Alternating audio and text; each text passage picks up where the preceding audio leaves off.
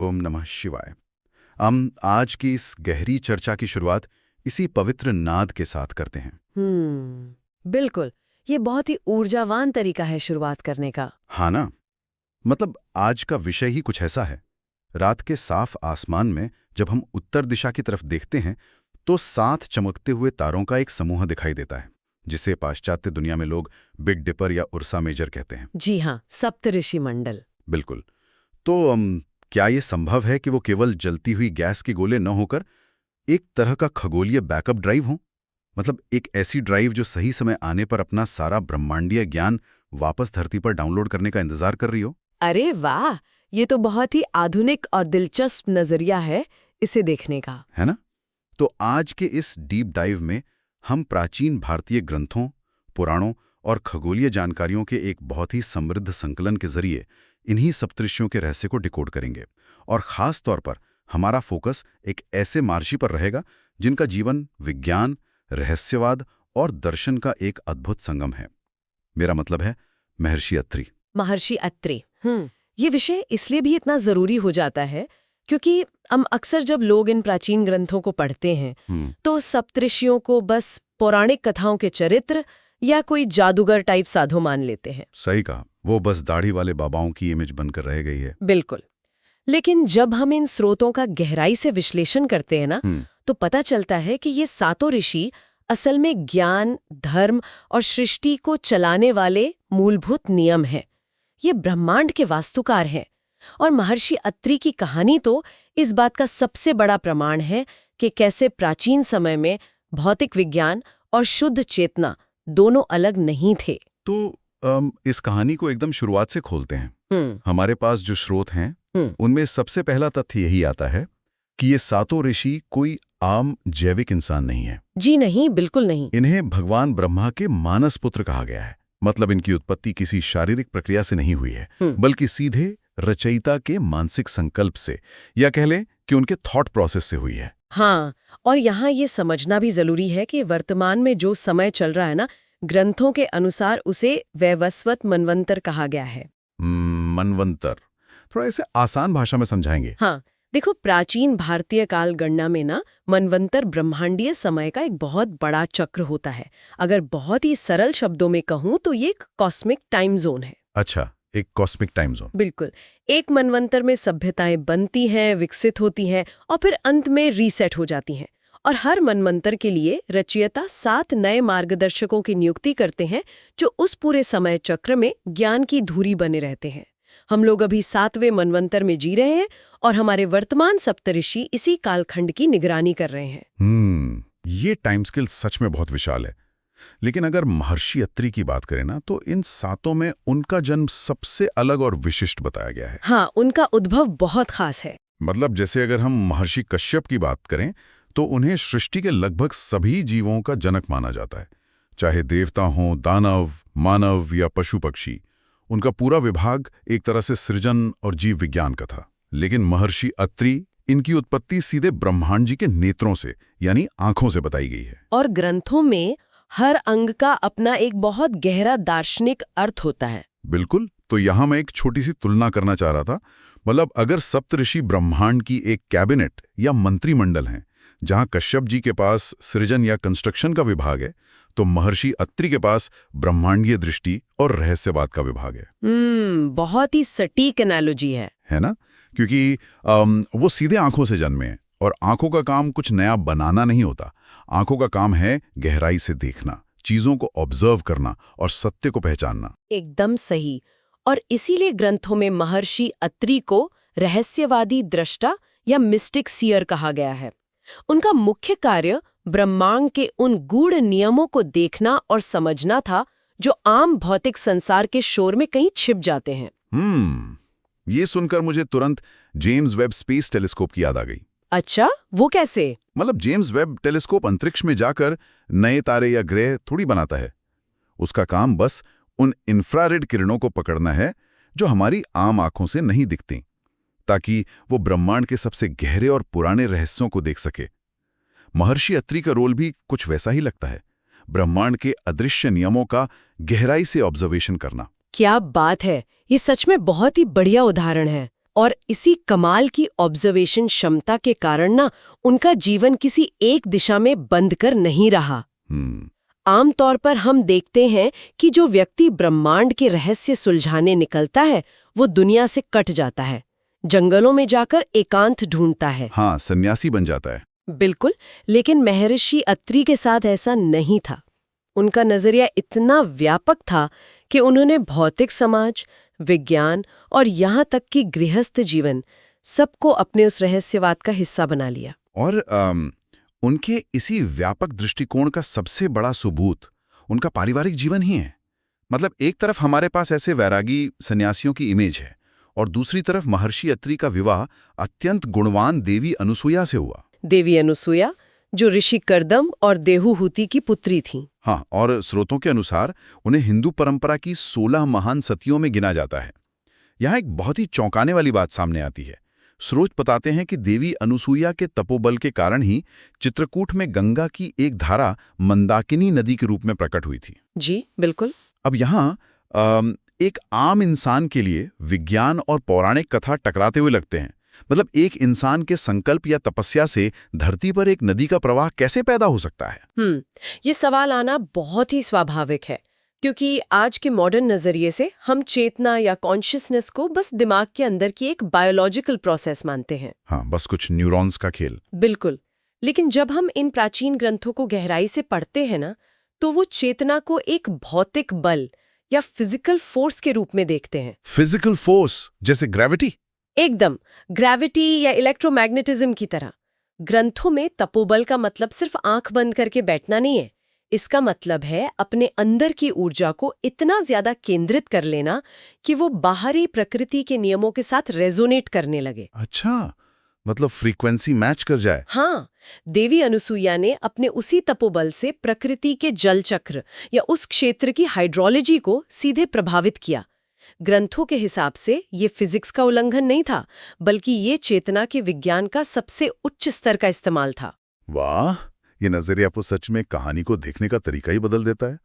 तपोबल एक केंद्रित ऊर्जा है जो भौतिक संसार को बदल सकती है, और शायद इसी ऊर्जा का सबसे चरम रूप हमें उनकी अगली सबसे बड़ी घटना में मिलता है। आप त्रिमूर्ति के जन्म की बात कर रहे हैं ना? हाँ, महर्षि अत्रि और देवी अनुसुईया की इसी घोर तपस्या से खुश होकर हिंदू त्रिमूर्ति मतलब ब्रह्मा, विष्णु और शिव ने स्वयं उनके पुत्रों के रूप में जन्म लेने का वरदान दिया। ये बहुत ही असाधारण घटना है ना? ब्रह्मा जी के अंश से सोम यानी चंद्रदेव जन्मे, विष्णु जी के अंश से महान गुरु दत्तात्रेय और शिव जी के अंश से अत्यंत क्रोधी स्वभाव वाले ऋषि दुर्वासा का जन्म हुआ। और यहाँ इस घटना को सिर्फ एक चमत्कार मान लेना बहुत बड़ी भूल होगी।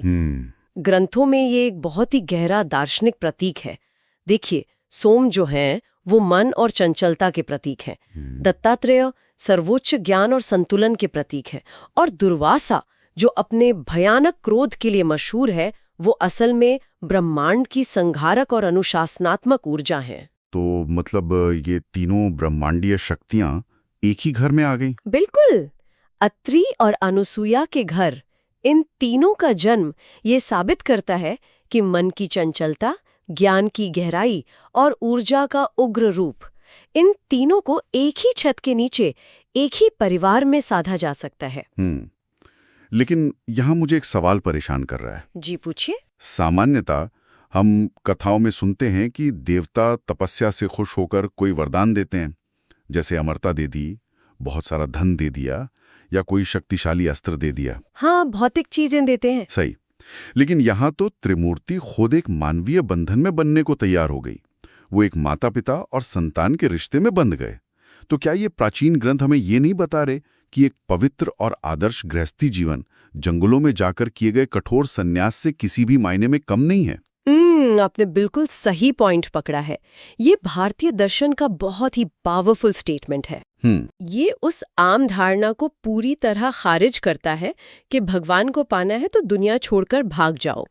ग्रंथों का तर्क है कि जब कोई परिवार अपने अंदर प्रेम, पवित्रता और ज्ञान का सही संतुलन बना लेता है ना, तो वो घर ही ब्रह्मांड का केंद्र बन जाता है। अरे वाह! वो ईश्वरीय शक्तियां जो जन्म और मृत्यु से परे हैं, वो खुद उस चेतना का अनुभव करने के लिए मानव रूप लेने को तैयार हो जाती हैं।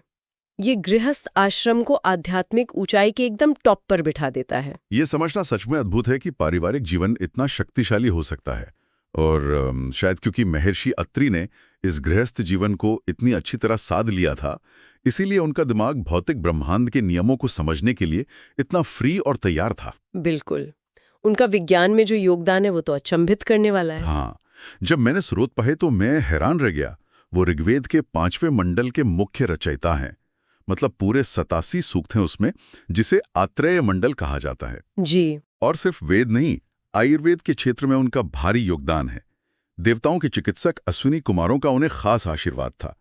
और इसके अलावा वे प्राचीन ज्योतिष या एस्ट्रोलॉजी के 18 मूल आचार्यों में से भी एक माने जाते हैं। इन तीनों क्षेत्रों में उनकी जो पकड़ थी ना, उसे थोड़ा डिकोड करते हैं। हाँ प्लीज। देखिए, ऋग्वेद का रचयिता या दृष्टा होने का मतलब सिर्फ कविताएं लिखना नहीं था। वैदिक परंपरा में सूक्त जो होते हैं वो ध्वनि की बहुत ही विशिष्ट तरंगे हैं। माना जाता है कि महर्षि अत्रि ने ब्रह्मांड की उन सूक्ष्म साउंड वेव्स को डिकोड किया और इंसानी भाषा में बदला। Sound waves. और जब हम आयुर्वेद की बात करते हैं तो ये इंसान के शरीर, वनस्पतियों और 5 तत्वों के बीच के संतुलन का बहुत ही गहरा विज्ञान है। और फिर ज्योतिष भी है। हाँ, ज्योतिष कोई जादू नहीं, बल्कि ग्रहों, तारों और समय की गति का जटिल गणितीय अध्ययन है। तो अगर हम इन तीनों को एक साथ रखकर देखें तो एक बहुत ही सॉलिड पैटर्न सामने आता है।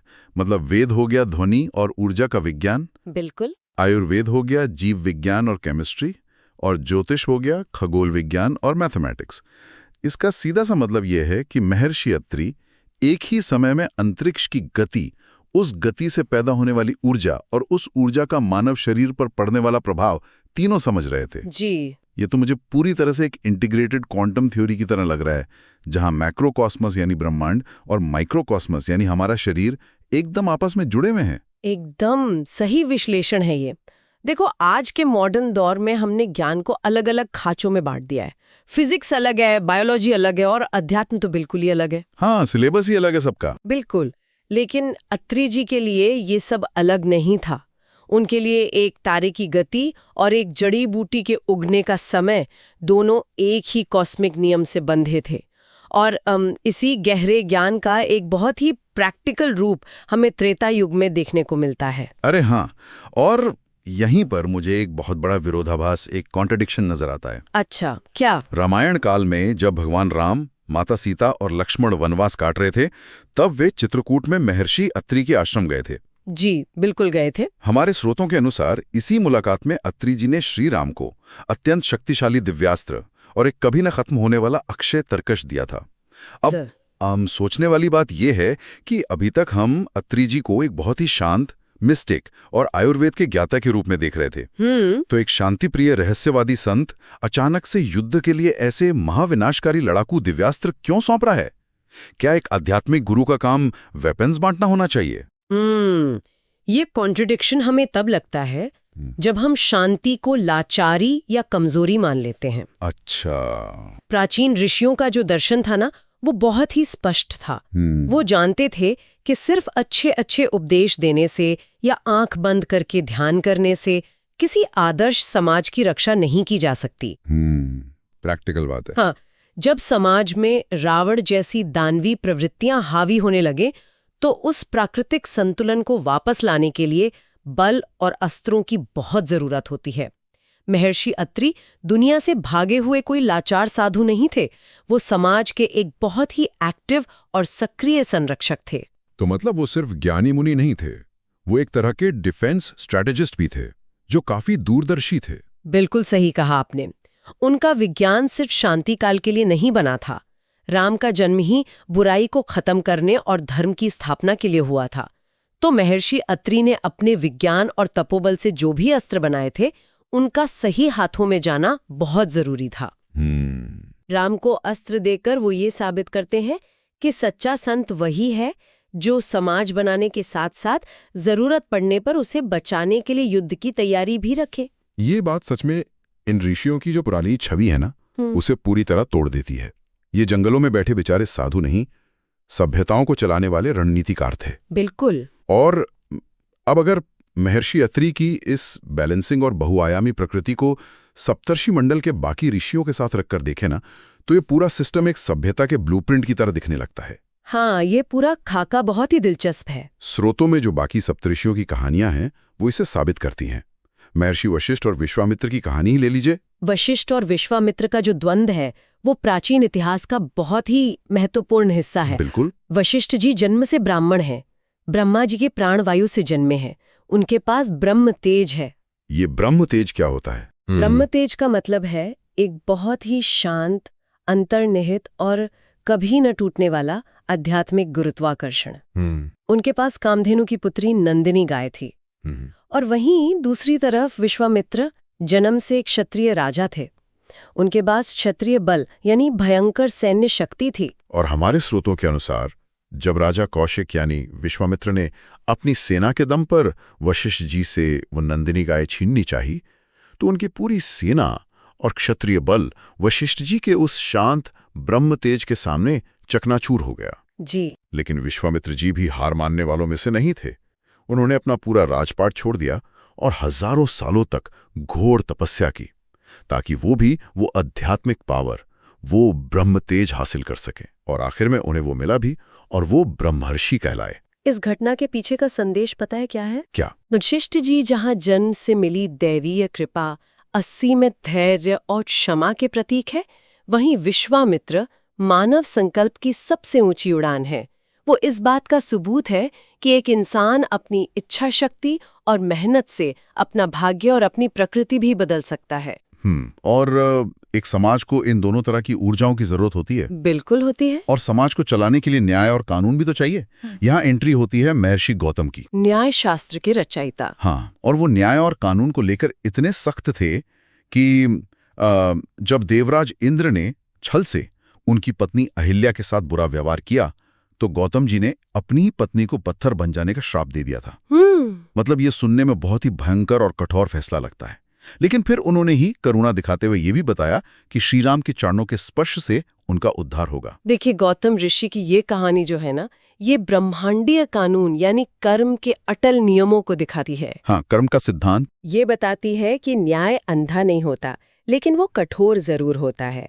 पर इसके साथ ही ग्रंथों में ये भी स्थापित किया गया है कि कानून के अंदर पश्चाताप और सुधार की गुंजाइश होनी चाहिए।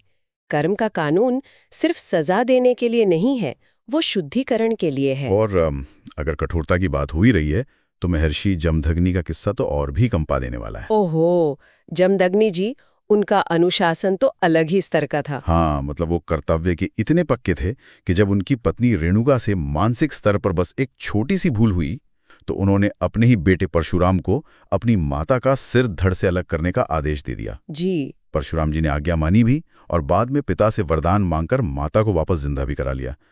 लेकिन अनुशासन का ये एक्सट्रीम लेवल ना आज के मॉडर्न दिमाग के लिए समझना लगभग नामुमकिन है। सच में ये बहुत कठोर है। और फिर इसी ग्रुप में महर्षि भारद्वाज भी आते हैं, जो पूरी तरह से विज्ञान और तकनीक वाले ऋषि हैं। हाँ, महर्षि भारद्वाज का विमान शास्त्र वो सच में एक बहुत ही अद्भुत ग्रंथ है।